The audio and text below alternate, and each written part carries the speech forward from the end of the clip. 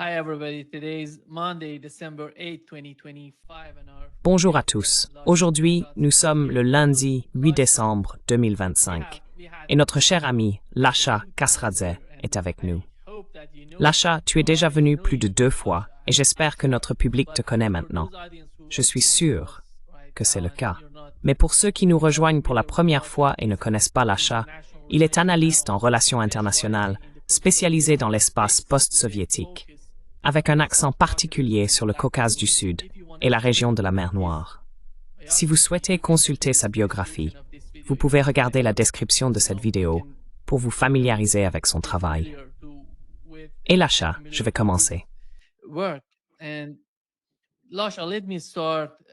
I know that your background Je sais que vous êtes comes from originaire de Georgia, Géorgie, which is un a pays qui joue un very rôle important essentiel location in the dans South toute la situation Caucasus du Caucase du Sud, and et plus especially Central particulièrement Asia, en that Asie there are lots centrale. going on in that Nous savons region as également well. ce qui se passe But dans cette région. when you look at Mais the lorsque vous situation right regardez now la in situation Ukraine actuelle en and the Ukraine way that the United et la States, manière dont les you know that the États-Unis, national enfin, vous security savez, strategy of la the United stratégie de of the sécurité Trump nationale sous administration has l'administration decided Trump, somehow to leave the semblent burden avoir of décidé the de laisser le Ukraine fardeau de la war guerre en on the Ukraine sur les shoulders of épaules des Europeans. Européens. Comment How voyez-vous do you cela? see the situation, the Quelle est la dynamic that is dynamique à going l'œuvre au within sein de l'Occident, disons-le Western, ainsi, compte tenu des politiques que in les Europe? États-Unis mènent en Ukraine Let's put it et this des way. réactions qu'ils Considering suscitent the chez les policies that the Européens? United States has in Ukraine and the reactions they're getting from Europeans. Well, first of all, thank you very much for having me again, Nima, and Eh thank you for bien, that tout d'abord, merci beaucoup de m'avoir à nouveau invité, Nima, et merci pour cette chaleureuse introduction. Oui, les administrations américaines font cela. Elles publient, dans le cadre de la culture politique des États-Unis, des documents sur la stratégie de sécurité nationale. Je crois que c'est une fois par administration, à chaque mandat, si je ne me trompe pas. J'étais justement en train de le lire il y a quelques jours, et tout ce que je peux dire, c'est que je le trouve très orienté. C'est un grand écart par rapport aux visions précédentes de la stratégie de sécurité nationale, pour ainsi dire. Il se caractérise par une approche beaucoup plus pragmatique, transactionnelle, une sorte de realpolitik, pour le dire très sobrement. Je ne me souviens plus des citations exactes. I cannot recall the exact quotes here. Perhaps I should have gotten some quotes out of that document. Peut-être aurais-je dû citer quelques passages de ce document. Mais l'essentiel, c'est que l'Europe doit désormais s'occuper d'elle-même et que les États-Unis ne sont plus intéressés, d'un point de vue stratégique, à jouer les gardiens pour l'Europe. Je l'ai déjà dit à de nombreuses reprises, et bien sûr de grands universitaires et collègues l'ont également affirmé. L'époque où les États-Unis ou l'Europe redoutaient que la grande Union soviétique, avec son idéologie communiste, ne domine l'Europe occidentale et orientale, ne monopolise le vieux continent et ne crée toutes sortes de défis stratégiques pour les États-Unis. Cette époque est révolue.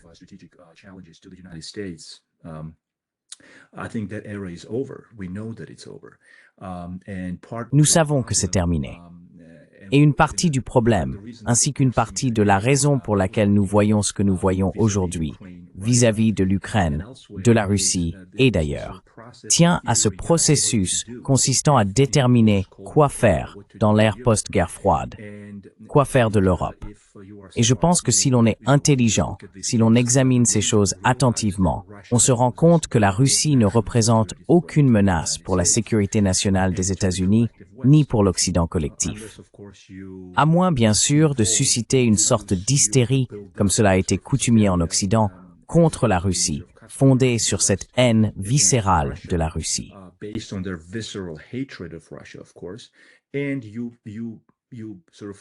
Et d'une certaine manière, on relance toute cette mythologie, selon laquelle la Russie serait sur le point d'envahir l'Ukraine, de dominer militairement le continent européen et de représenter une sorte de menace existentielle. Franchement, c'est risible, même pour moi, de dire de telles choses. Cela me fait ressentir à quel point tout cela est simpliste et absurde, et pourtant nous devons encore en parler en temps de paix, n'est-ce pas? Dans l'ère post-guerre froide, nous devons encore en parler. Voilà donc mon point de vue sur ce que dit ce document. Il y a d'autres éléments aussi, je ne m'en souviens tout simplement pas pour le moment. There were other things also I just can't recall right now, but China, of course, we cannot. Mais la Chine, bien sûr, il ne faut pas l'oublier, représente également un grand défi pour cette administration. Il la considère comme une puissance montante et un hégémon potentiel dans la région. Et sur la base de cette stratégie, le document reflète cette vision, ce qui soulève encore plus de questions. Alors, si la Chine, comme nous le savons tous, continue de croître et de se développer économiquement, même si certains disent qu'elle a atteint un plateau, en mettant cette hypothèse de côté un instant, regardons simplement la Chine comme la puissance montante et l'hégémon régional potentiel.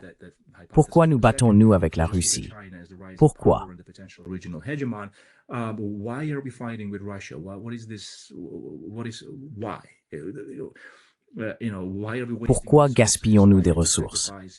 Pourquoi avons-nous sacrifié l'Ukraine? C'est potentiellement l'un des pays les plus riches d'Europe, qui aurait pu le devenir, si l'Occident collectif avait eu ne serait-ce qu'un minimum d'éthique morale, une boussole morale. Ils auraient développé l'Ukraine, ils en auraient fait un État très développé et moderne. Et pourtant, regardez l'Ukraine aujourd'hui. Alors la question devient, savons-nous que nous poussons la Russie dans les bras de la Chine en agissant ainsi vis-à-vis de l'Ukraine? Et bien sûr que oui. Le voyage de Poutine en Chine, récemment, puis, il y a seulement quelques jours, il est revenu, je crois, d'Inde. Il a rencontré Modi.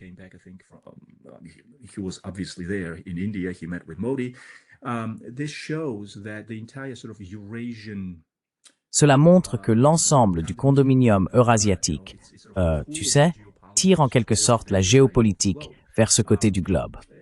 Et ces forces d'attraction géopolitique ont été encouragées, ou plutôt provoquées, et mises en mouvement par la politique insensée des États-Unis, fondée sur des visions du monde néolibéral et néoconservatrices, en quelque sorte messianique. Et tu sais, aujourd'hui, nous faisons face au résultat, à ce résultat désastreux, de ce qu'il a causé et provoqué. Et encore aujourd'hui, certains pensent que le mot « provoquer » est controversé. Mais je ne le crois pas du tout. C'était une guerre provoquée. La Russie et Poutine ont tout fait, l'appareil de Poutine et les penseurs stratégiques russes, après l'effondrement de l'Union soviétique, pour se rapprocher de l'Occident.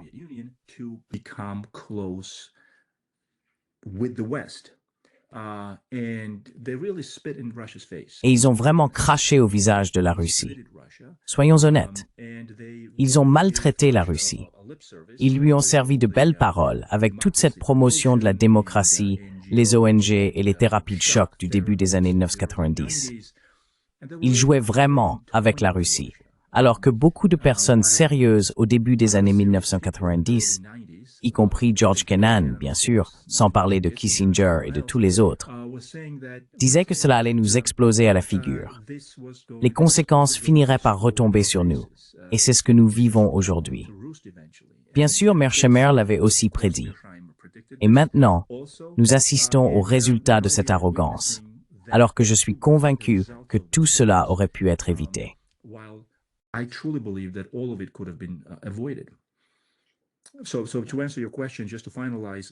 Donc, pour répondre à votre question, juste pour conclure, oui, le document est clairement orienté vers l'idée d'éviter tout ce que je viens de dire. Autrement dit, il s'agit pour les États-Unis de, d'une certaine manière, rentrer chez eux, se calmer et se concentrer sur leurs propres problèmes intérieurs. L'Amérique d'abord, n'est-ce pas? Et de trouver un moyen de peut-être hiérarchiser et compartimenter les questions de sécurité nationale stratégiquement vitales pour les États-Unis. Il suffit de regarder le globe, de regarder la carte et de choisir, mais sans adopter une approche symétrique où chaque recoin du monde devrait être soumis à l'influence de l'internationalisme libéral ou de la promotion de la démocratie et tout ce qui s'y rattache. Voilà, selon moi, l'essence du document.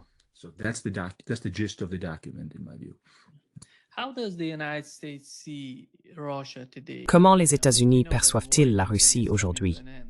Nous savons que la guerre en Ukraine touche à sa fin, et tôt ou tard, ils vont trouver une forme de règlement, peut-être un accord en Ukraine. Mais vous avez mentionné la manière dont les États-Unis voient la Chine. Quel est le rôle de la Russie dans l'esprit de ceux qui rédigent ces documents, la stratégie de sécurité nationale et tout le reste.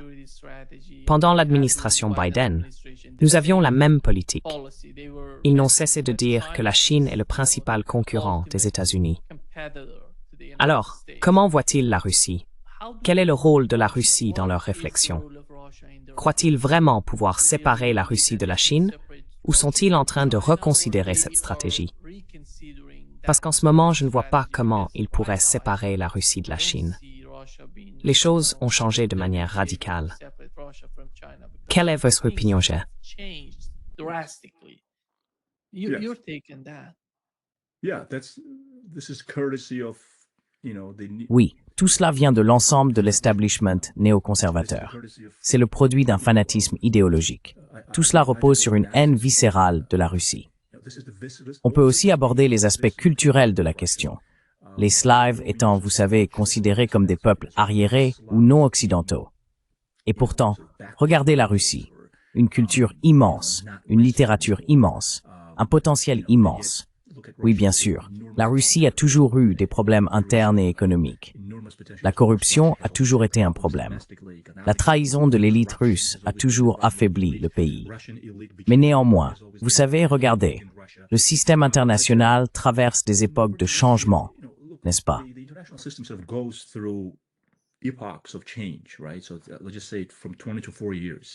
Disons simplement, sur une période de 20 à 40 ans.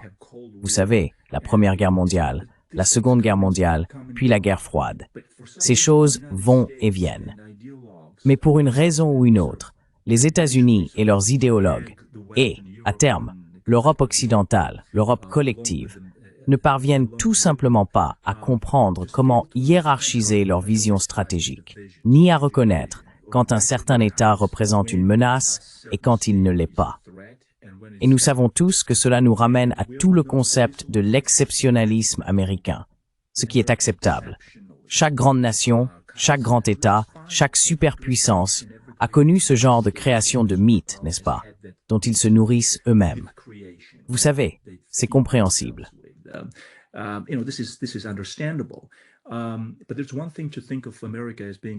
Mais il y a une chose, pensez que l'Amérique est exceptionnelle, ce qu'à bien des égards, à mon avis, elle est.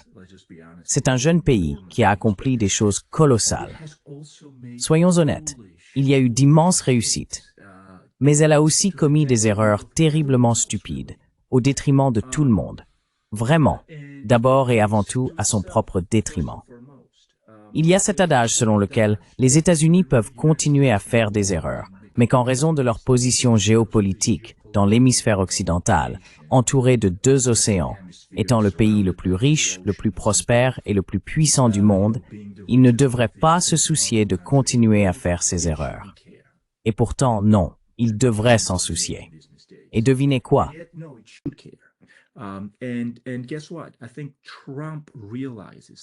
Je pense que Trump en est conscient. Beaucoup de gens ont dit qu'en ce moment, cet instinct, vous savez, dont tout le monde parle, l'instinct de Trump. Le président Trump savait, lorsqu'il est arrivé au pouvoir, lorsqu'il est devenu président, qu'il fallait mettre fin à cette folie. Maintenant, on peut analyser ses véritables intentions ou ses pensées profondes et dire, vous savez, que cela venait d'un cœur pur, qu'il ne voulait plus de guerre, peu importe. Quelle que soit la manière dont on le voit, le fait est que cet homme est un pragmatique. Il comprend que les 30 dernières années de politique étrangère américaine n'ont apporté que des désastres pour l'Amérique. Et c'est pour cela qu'il est devenu président. Il l'avait parfaitement compris.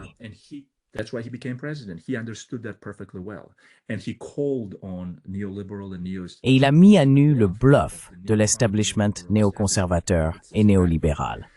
C'est un fait. Maintenant, ce que nous voyons, c'est qu'en grande partie, il est de nouveau influencé par le système, parce que le système n'a jamais disparu. Les présidents vont et viennent, mais le système reste. L'état profond, vous savez, cette intention qui porte une vision profonde de la manière dont ils perçoivent le rôle des États-Unis dans le monde. Cette intention est toujours là. Donc je pense qu'il faut reconnaître le mérite de Trump, compte tenu des difficultés auxquelles il est confronté. Mais en même temps, je pense qu'il pourrait être, par exemple avec la Russie, Il veut vraiment mettre fin à cette guerre insensée, à cette absurdité. C'est de la folie.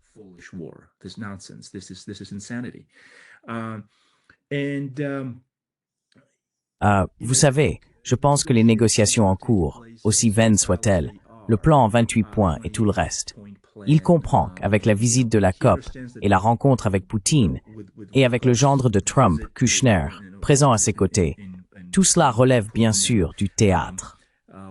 Nous le comprenons. Quiconque examine ces choses de manière plus approfondie comprend que ce n'est que du théâtre. Mais c'est un théâtre nécessaire et aussi significatif à bien des égards, car l'administration américaine essaye de trouver une solution. Je ne pense pas qu'ils y parviendront de la manière dont ils s'y prennent, parce que Poutine a ses exigences fondamentales.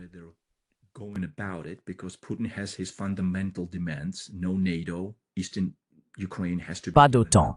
L'Est de l'Ukraine doit être abandonné. Des concessions territoriales doivent avoir lieu. Et puis, en quelque sorte, à un niveau inférieur, il y a toute la question de la protection des Russes ethniques, là-bas, des groupes ethniques présents. Mais les points fondamentaux sont, vous savez, l'abandon de la région du Donbass avec ses 4 oblasts, ainsi que, bien sûr, l'absence d'adhésion à l'OTAN. Et il ne semble tout simplement pas capable de trouver une solution, car c'est là le point essentiel. Si vous voulez une solution, il faut répondre à ces exigences. Point final. Mais néanmoins, pour répondre à votre question, vous savez, Trump ne voit pas la Russie avec cette haine viscérale, loin de là.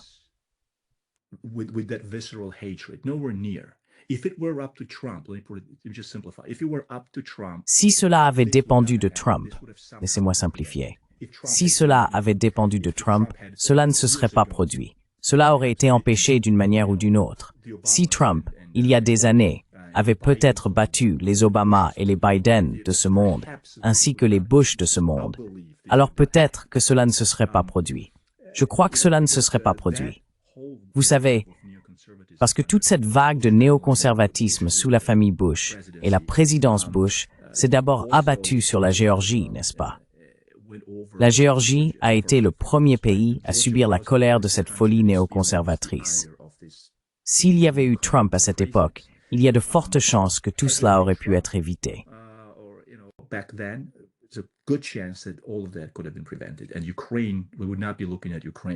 Et l'Ukraine, nous ne la regarderions pas de la même manière que nous la regardons aujourd'hui. Donc non, l'administration Trump n'éprouve pas de haine particulière envers la Russie. C'est le système, c'est l'État profond. Tout d'abord, tout le monde dit que l'État profond est une théorie du complot. Ce n'est pas un complot. L'État profond fait partie intégrante de tout État, en réalité. La question est de savoir à quel point cet État profond est puissant. Et celui de l'Amérique est extrêmement puissant. Donc Trump se bat réellement contre cela. Mais, vous savez, je ne crois pas qu'il partage cette sorte de haine viscérale de la Russie avec ses collègues de Washington, pour ainsi dire.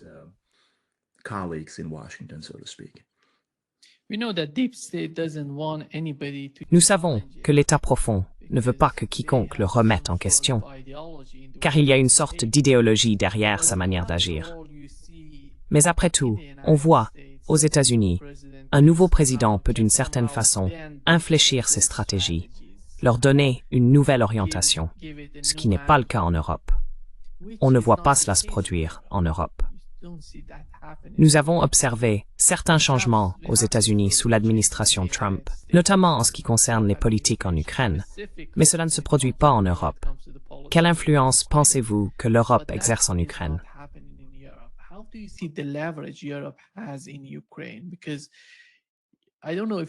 Parce que je ne sais pas si tu t'en souviens.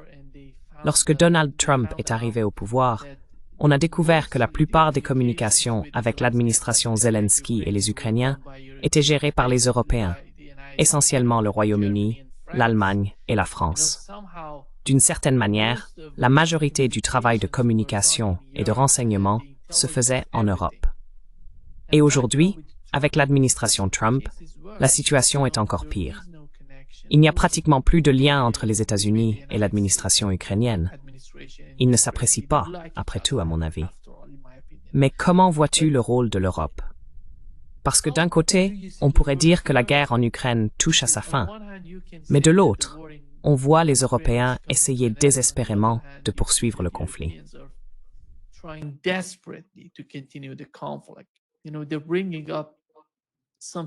Ils évoquent quelque chose de très étrange. Par exemple, l'utilisation des avoirs russes gelés en Ukraine, non pas par la Russie elle-même, mais par les Européens. Ce sont eux qui décident de la manière de les utiliser en Ukraine. Même si l'on suppose qu'ils veulent sincèrement faire quelque chose de bien pour l'Ukraine, des réparations, des prêts, des choses de ce genre, comment, après tout, voyez-vous l'influence que les Européens exercent dans la situation en Ukraine? Pensez-vous que leur influence diminue? Reste-t-elle la même qu'à l'époque de l'administration Biden? Ou voyez-vous une certaine forme de coordination entre des membres de l'establishment américain et les Européens contre l'administration actuelle?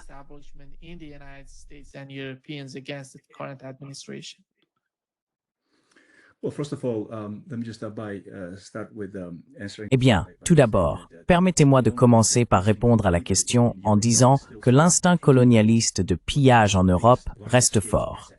Il s'empare de l'un des plus grands actifs de l'État et s'en vante. En réalité, il vole la Russie en plein jour.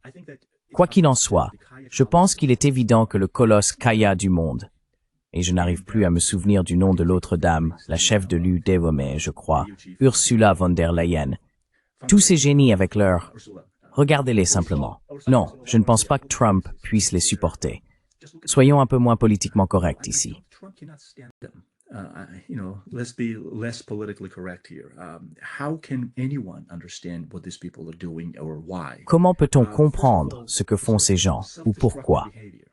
Tout d'abord, c'est une forme de comportement autodestructeur. Ils courent partout en pensant pouvoir rassembler des ressources militaires pour... Enfin, ils en parlent tout le temps. Macron l'a déjà dit. Et maintenant, on entend des bribes laissant entendre qu'ils pourraient réunir des troupes de l'OTAN pour envahir ou défier la Russie. Je veux dire, ils semblent incapables de sortir de cette hystérie, de ce cercle vicieux. Et plus ils s'enfoncent, plus il leur est difficile d'admettre que c'est un énorme problème. Bien sûr, c'est idéologique, à mon avis. Of course, it's ideological, in my view. Of course, this is also... Bien sûr, c'est aussi cette obsession dont j'ai parlé, cette haine de la Russie. Mais ici, vous savez, je veux dire que regardez, le Royaume-Uni, avec son approche historique et traditionnelle envers la Russie, le Caucase du Sud et la région de la mer Noire, veut affaiblir la Russie, ou qu'il cherche à soutenir, disons, Erdogan et la Turquie pour contrebalancer la Russie, comme il l'a fait par le passé. Ou encore qu'il veut contribuer à affaiblir la Russie, en soutenant la Turquie et l'ensemble du monde turcique, par exemple. Vous savez, c'était en quelque sorte la vision, disons, lorsque les bolcheviks sont arrivés au pouvoir en 1917. L'Occident collectif paniquait.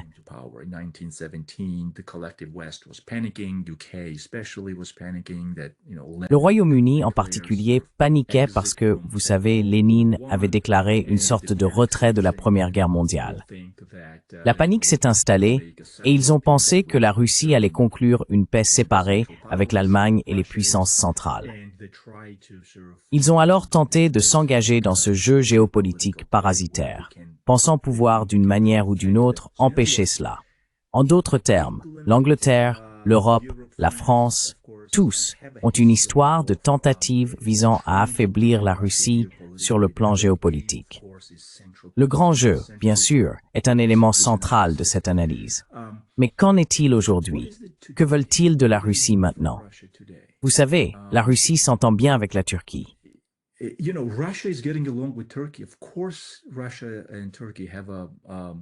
Bien sûr, la Russie et la Turquie entretiennent une relation fracturée et marquée par les conflits, mais cela appartient au passé, d'accord?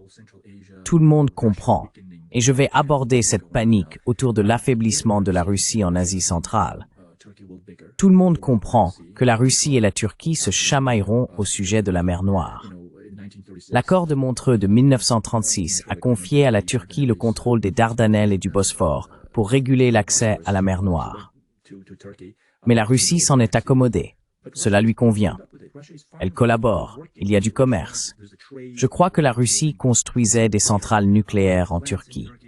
Donc, la relation est paradoxale à bien des égards, mais le brillant corps diplomatique russe l'a géré parfaitement.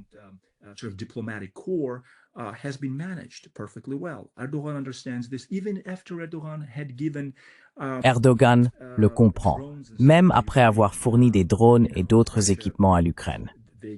Vous savez, la Russie et la Turquie ne sont pas entrées en guerre l'une contre l'autre. La Turquie est évidemment un pays membre de l'OTAN.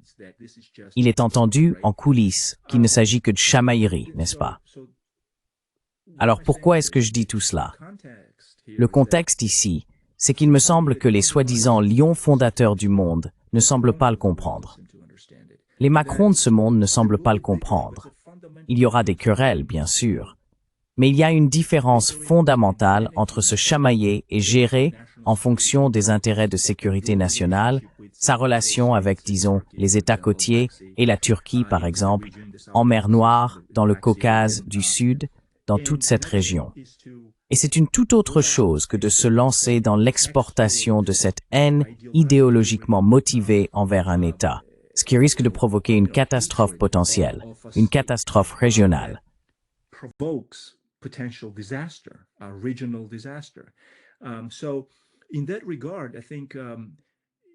À cet égard, je pense, tout comme le dit ce document sur la sécurité nationale, qu'il est désormais reconnu que c'est ce que l'Europe est devenue. Sur le plan socio-culturel, elle a décliné à mon avis. Les politiques identitaires, le mondialisme néolibéral et l'internationalisme l'ont vraiment dévorée. Elle n'était pas comme ça il y a 20, 30 ou 40 ans. On y comprenait certaines choses, qu'il s'agisse de tradition, de pragmatisme ou d'une approche sérieuse de la politique étrangère et de l'art de gouverner. Mais aujourd'hui, ils se comportent comme des enfants. Donc vous savez, le vieux continent est perdu, selon moi. Et sans les États-Unis, ils sont paralysés. Ils ne peuvent rien faire. Et les États-Unis vont faire exactement cela. Ils vont se découpler de l'Occident. Ils protégeront toujours l'Occident.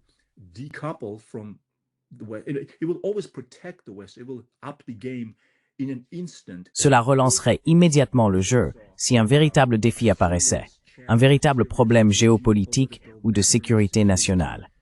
Un tel défi pourrait ressurgir, ce qui est très improbable, c'est une illusion, vous savez. Mais en ce qui concerne l'engagement des ressources des États-Unis pour protéger l'Europe, je pense que cette époque est révolue. Et maintenant, l'Europe doit trouver la solution, comprendre comment maintenir l'Union, sans même parler de faire en sorte que l'Amérique continue de protéger ce qu'elle considère comme sa sécurité nationale, ou le danger qu'elle pense courir face à la Russie, qui n'existe pas. Poutine est un homme brillant, il le comprend. Tout ce qu'il veut, c'est préserver l'Ukraine, car l'Ukraine représente la menace existentielle pour la Russie. Et d'ailleurs, quand tout cela a commencé, la diabolisation de la Russie et tout le reste, réfléchissons à ceci. En aspect brossois, et smummerka eningsnimes n'est du kind d'une position plus faible.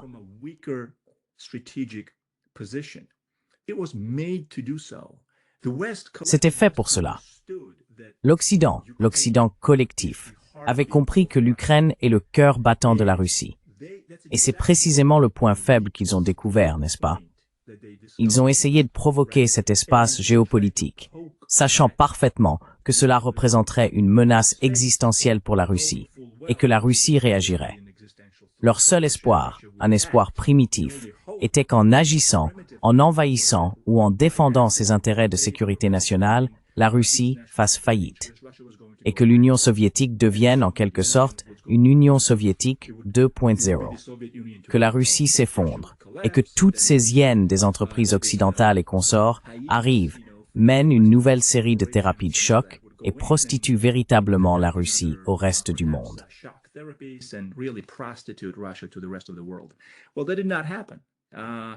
Eh bien, ça ne s'est pas produit. Même si Poutine avait fait des efforts pendant des décennies, parlant, faisant des démarches, reconnaissant que la Russie était finie, que l'Union soviétique était finie, reconnaissant la perte. Malgré tout, non, ils ne l'ont pas accepté. Il a tendu la main, et ils l'ont repoussé. Et voilà le résultat aujourd'hui. Et tout cela est dû à cela. Enfin, pas entièrement, évidemment. Mais dans une large mesure, cette hystérie qui a submergé le vieux continent, soutenue par les néoconservateurs à Washington, y est pour beaucoup, à mon avis.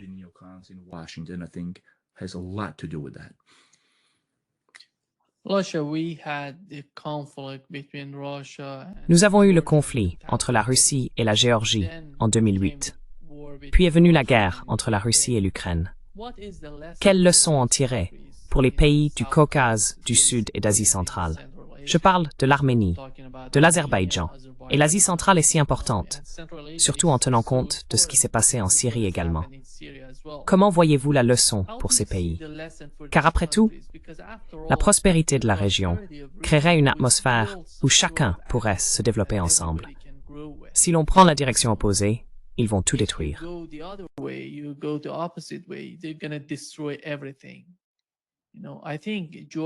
Je pense que la Géorgie a tiré cette leçon et qu'elle sait ce qu'elle veut faire de son avenir. Comment voyez-vous la situation en Géorgie en ce moment? Et comment voyez-vous les leçons à en tirer pour des pays comme l'Arménie et l'Azerbaïdjan? Leurs populations ne sont pas très grandes, vous savez, pas très nombreuses. Et la manière dont ils se comportent, pensez-vous qu'ils prennent en compte la menace d'une confrontation avec la Russie? D'un autre côté, l'Iran pourrait se lier à la Russie, et nous savons à quel point cette région est importante pour les deux pays, voire pour la Chine. La Chine s'intéresse également beaucoup à cette région.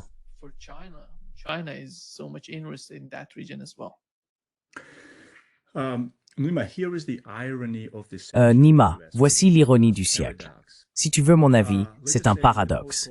Disons simplement que dans l'ère post-guerre froide, après l'effondrement de l'Union soviétique, toutes ces républiques croyaient en une seule chose et une seule. Voici venir l'Occident. Nous serons sauvés. La belle vie nous attend. Ce monstre soviétique a disparu et tout ira bien.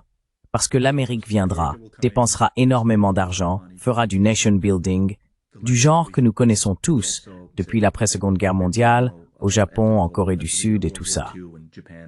Et maintenant, nous en sommes au point où non, la route vers la paix ne passe pas par les États-Unis, mais par la Russie. Et voici les gens, je serais probablement vilipendé pour dire cela, mais quiconque réfléchit sérieusement à la géopolitique, aux intérêts de sécurité nationale, à la rivalité entre grandes puissances, le comprend.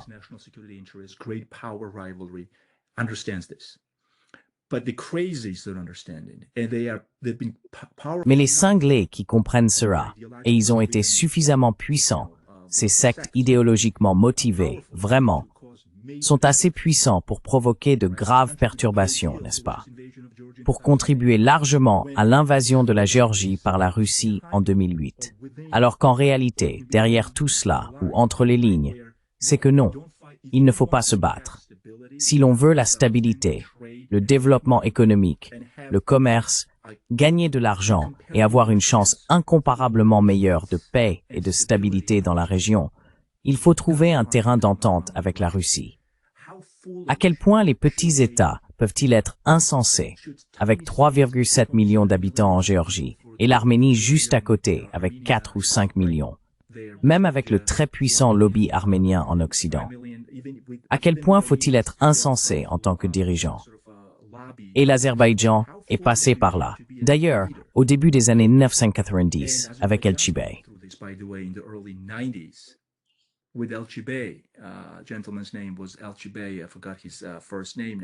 Le nom de ce monsieur était Elchibey, j'ai oublié son prénom maintenant, qui était extrêmement pro-occidental avant l'arrivée des Aliyev au pouvoir.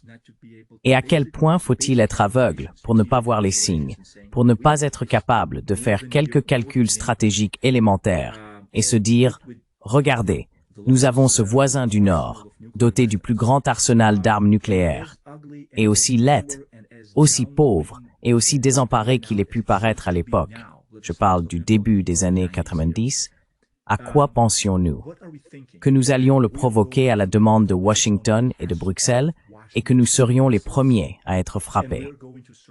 Même si la Russie perdait la guerre contre l'Occident, nous perdrions quand même en tant que petite nation du Caucase du Sud.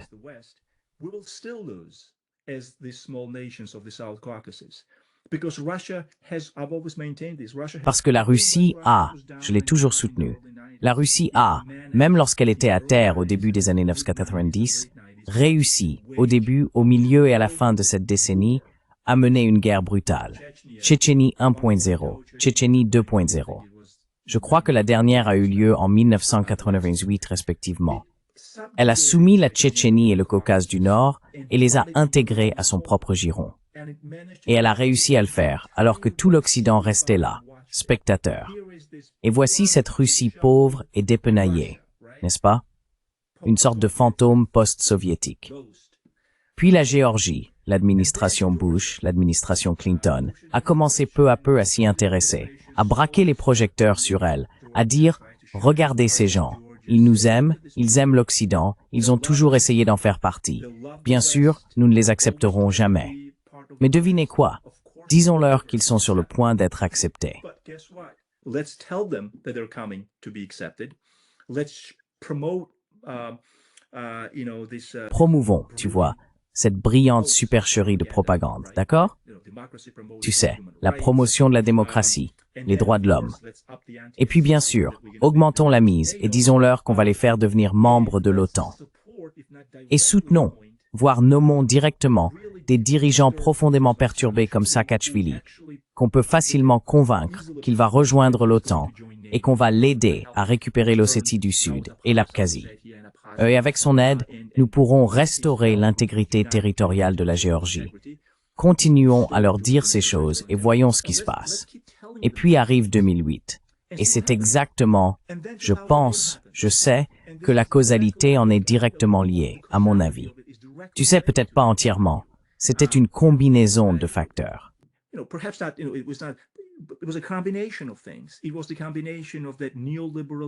C'était cette combinaison de la promotion néolibérale et néoconservatrice de l'internationalisme libéral, l'idée que l'histoire était terminée. Et ce n'est évidemment pas aussi simpliste. Je veux dire, Fukuyama a écrit dans son livre des choses qui remettaient en question sa propre thèse. Mais en gros, c'était une proposition perdante. Je veux dire, c'était une cause perdue. Aujourd'hui, c'est une cause perdue. Et beaucoup de gens, y compris Fukuyama, je pense, l'admettent. Vous savez, cette idée que l'histoire était finie, que les frontières n'avaient plus d'importance, que la disparition de l'Union soviétique signifiait que la Russie allait désormais s'agenouiller devant nous. Et que si nous pouvions seulement installer, ou aider à installer, des libéraux au Kremlin, comme Vladimir Karamurza, ou vous savez, maintenant. Et vous savez, l'Occident adore ça, n'est-ce pas? Donc, en gros, ce sont des barons voleurs, non?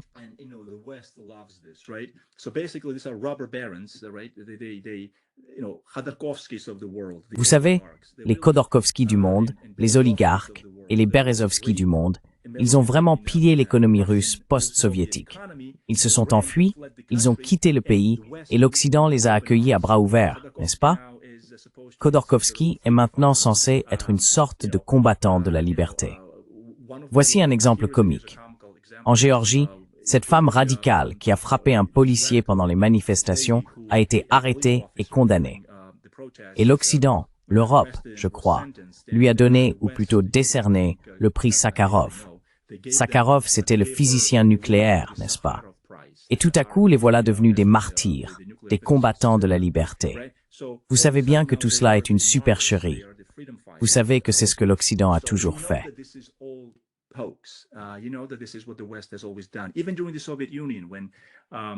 Même à l'époque de l'Union soviétique, lorsque des gens parvenaient à fuir le pays, ils étaient accueillis en Occident comme des champions de la liberté, je suppose. Et dans une certaine mesure, en réalité, je respecte cette première génération. Ils se sont battus pour les libertés et les droits humains sous le système soviétique de terreur d'État. Mais aujourd'hui, tout cela est tourné en ridicule, tout ce mouvement. Ils ne respectent même plus cet aspect de leur propre exportation occidentale. Voilà à quel point ils sont devenus fanatiques. Voilà à quel point ils sont tombés bas. Ils ne font plus la différence entre les véritables défenseurs des droits humains, ceux qui se sont réellement sacrifiés pour leur cause, et un oligarque, par exemple, un type qui s'est simplement approprié des biens de l'État avant de s'enfuir, de quitter le pays ou d'être condamnés sous Poutine.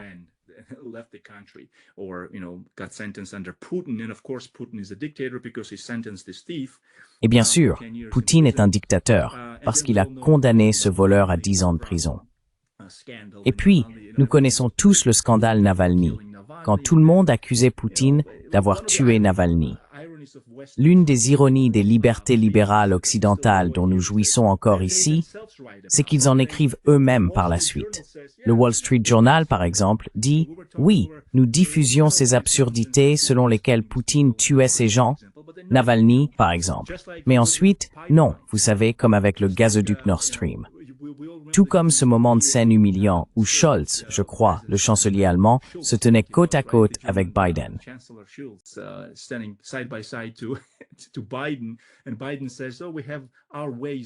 Et Biden dit « Oh, nous avons nos moyens de détruire le gazoduc. » Et puis bien sûr, c'était la faute de la Russie. Quelques mois plus tard, le Wall Street Journal écrit que ce sont des Ukrainiens, au nom de l'Ukraine, et de l'Amérique, bien sûr, qui ont fait exploser le gazoduc. C'est donc ce genre de série d'événements caricaturaux que nous avons traversés. Et je pense que cela touche à sa fin. Enfin, bon, c'est peut-être un peu exagéré, je ne veux pas exagérer. Ce n'est pas vraiment en train de se terminer. Cela existera toujours. C'est simplement que le président Trump et sa vision du monde l'ont freiné, ainsi que le retour d'un monde en quelque sorte multipolaire. Mais il en va de même pour l'Arménie, évidemment. C'est bien de cela que nous parlons, n'est-ce pas? S'il continue sur cette voie, que fait l'Arménie?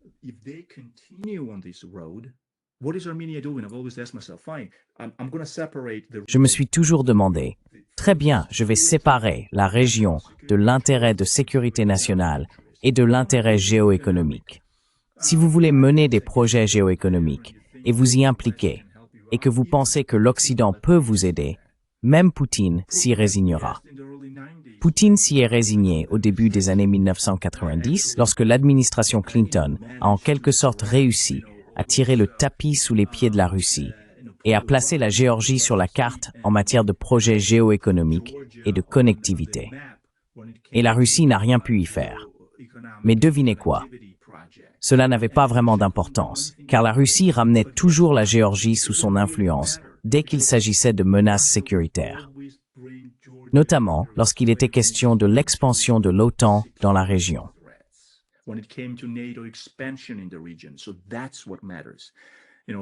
C'est donc cela qui compte. Bien sûr, la Russie se montrera souple et pragmatique lorsqu'il s'agira de questions géoéconomiques et commerciales.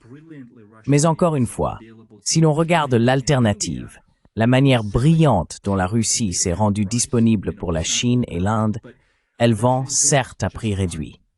Ce n'est pas parfait, mais la Russie s'en sort très bien, autant que nous puissions en juger, en faisant des affaires avec la Chine dans le commerce, en faisant des affaires avec l'Inde.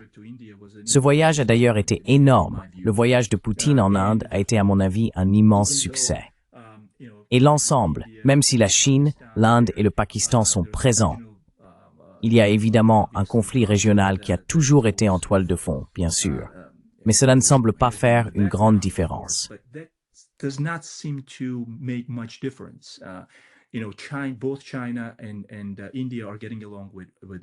La Chine et l'Inde s'entendent toutes deux avec la Russie. Poutine a déclaré que le rôle de Moscou n'était pas de semer la discorde entre ces deux pays de la région. Ils veulent simplement commercer et cherchent à équilibrer ou, en d'autres termes, à renforcer le continent eurasien, peut-être même à créer ce condominium russo-chinois sur le continent eurasien dont l'Occident a toujours eu peur.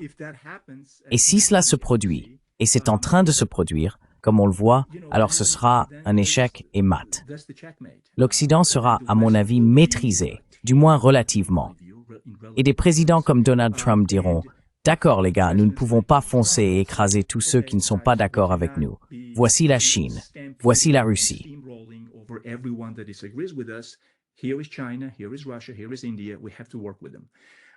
Voici l'Inde. Nous devons travailler avec eux.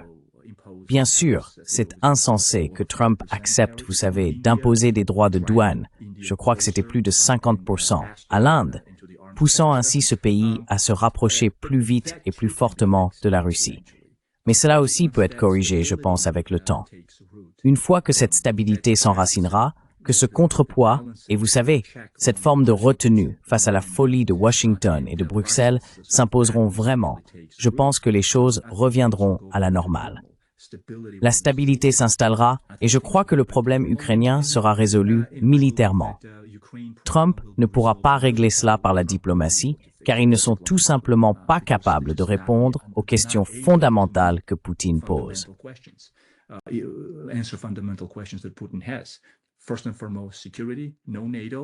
Avant tout, la sécurité, pas d'OTAN.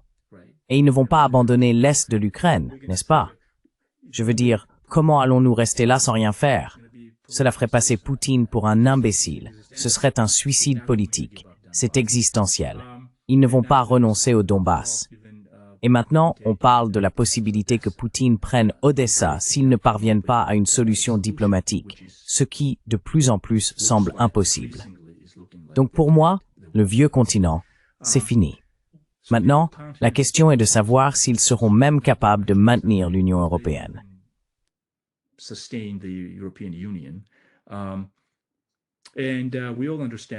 Nous comprenons tous que, vous savez, c'est la guerre de la Russie avec l'OTAN. Et d'ailleurs, si vous vous souvenez, il y a seulement quelques jours, la Russie a déclaré « Nous n'avons pas commencé cela, mais si l'Europe veut faire la guerre contre nous, nous sommes prêts dès aujourd'hui. » Vous vous souvenez de cette citation? C'était juste après, je crois, qu'il a rencontré Modi, il a tenu une conférence de presse là-bas, en Inde, et c'est ce qu'il a dit. Donc, l'idée que d'une manière ou d'une autre, la Russie capitulerait, ou vous savez qu'il mourrait sur le champ de bataille, ou bien que la paix, une sorte de stabilité et de paix s'installerait, et qu'il reviendrait à une certaine normalité, où la sécurité nationale et les intérêts stratégiques vitaux des grands États, des grandes puissances, seraient reconnus comme tels, et que la vie internationale suivrait son cours.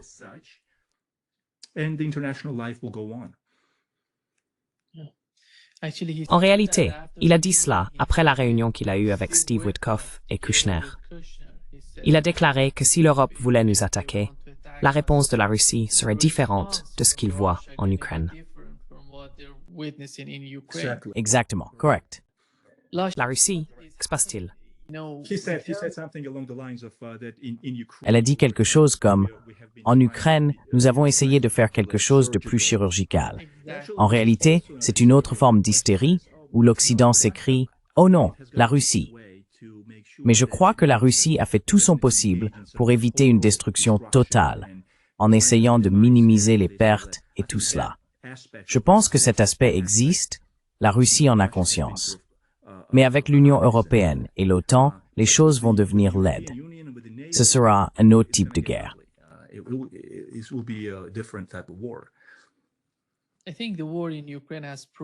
Je pense que la guerre en Ukraine a prouvé que les États-Unis ne peuvent pas gagner une guerre contre la Chine ou la Russie, car toute guerre conventionnelle pourrait devenir nucléaire.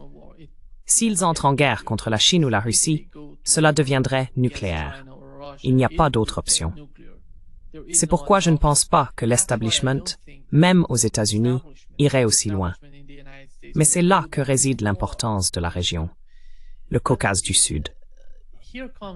Vous voyez les derniers mouvements du gouvernement britannique qui se rend dans le Caucase du Sud, essayant de manipuler les choses, allant même jusqu'à se rapprocher de la Turquie et de l'Asie centrale. C'est de cela qu'il parle.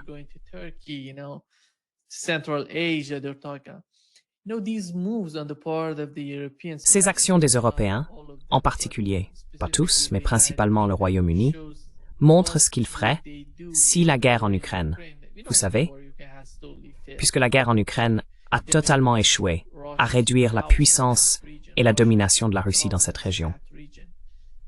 Et que peuvent-ils faire d'autre? Ils ne peuvent pas mener une guerre conventionnelle contre la Russie et la Chine. Alors il ne reste que le changement de régime. Vous avez vu la guerre contre l'Iran, l'attaque contre l'Iran. L'objectif principal était le changement de régime en Iran. Maintenant, imaginez simplement si quelque chose s'était produit en Iran, ce qui aurait pu arriver à toute la région. Cela aurait été dévastateur. Je ne pense pas que ce soit fini. C'est pas fini. Je le pense vraiment. Non, ce n'est pas fini maintenant. Je suis sûr que ce n'est pas fini. Mais ils savent que le gouvernement iranien est totalement préparé. Vous savez, la guerre en Iran, ils s'y préparaient depuis 22 ans, à cette guerre, à cette attaque contre l'Iran. Donald Trump lui-même l'a dit. Vous savez, ce n'est pas comme si j'inventais des choses. Il a dit qu'il se préparait depuis 22 ans à attaquer l'Iran, en regardant ce qu'Israël a fait. C'était une énorme opération d'ailleurs. Au cours des 8 premières heures, ils ont pris tous les Iraniens par surprise. Ils ne savaient pas ce qui se passait. Mais après tout, l'achat, quand on regarde toute la région, penses-tu que nous allons assister à une sorte de changement de régime? Je suis sûr que, d'après ce que je vois en Iran, comme je l'ai vu pendant la guerre, cela ne se produira pas en Iran. Cela pourrait être ailleurs. Je ne sais pas où ce serait. La Géorgie en fait-elle partie? L'Azerbaïdjan ou l'Arménie vont-ils aller dans cette direction? Et que peuvent-ils faire d'autre dans cette région?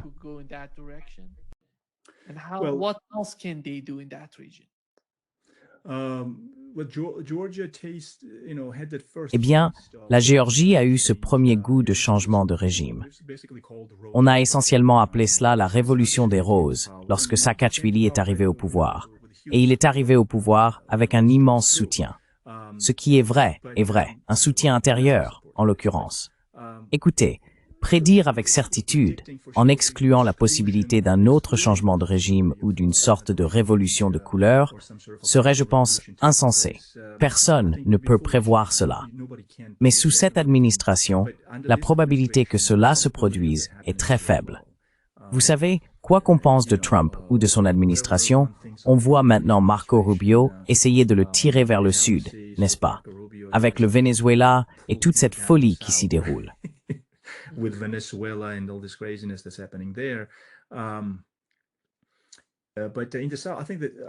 Je pense que l'aventurisme américain dans le Caucase du Sud est, pour l'instant, terminé. L'argument a été avancé que si, disons, le vice-président de Trump perd, ou non, s'il se présente, il doit le faire afin que la paix et la stabilité soient maintenues dans la région.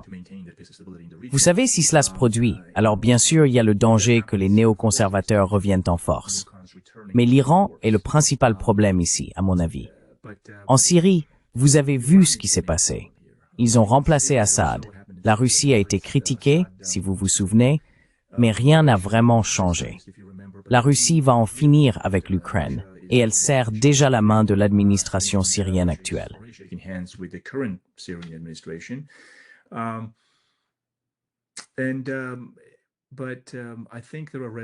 Mais je pense qu'il y a des lignes rouges. Je pense que l'Iran est une ligne rouge pour la Russie, car la Russie sait que c'est le tremplin vers le reste du désastre régional à venir. Et je pense que si les intérêts israélo-américains l'emportent et qu'ils renversent le régime iranien, alors vous savez, la Turquie se ralliera en quelque sorte à eux. Elle sera enhardie dans sa vision turcique de l'Asie centrale, vis-à-vis de l'Azerbaïdjan. Et je pense que la Russie se retrouvera dans une position stratégique désavantageuse. Donc je pense que l'Iran est la république clé de la région, le pays clé de la région. Mais je ne pense pas que la Russie restera les bras croisés à regarder le régime iranien tomber.